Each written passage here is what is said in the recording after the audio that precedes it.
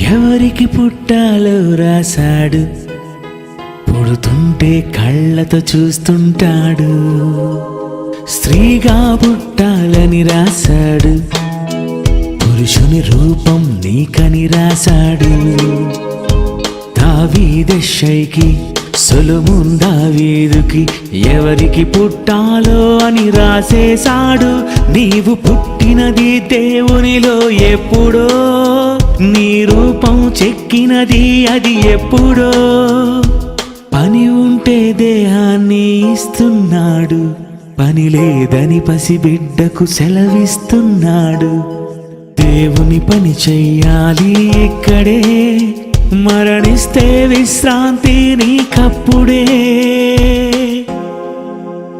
ఎదురు చూశాడు నీ కొరకు దేవుడే, ఎంతకాలం ఉన్నావు తనలోనే. ఎదురు చూశాడు నీ కొరకు దేవుడే, తరతరాలున్నావు నువ్వు తనలో.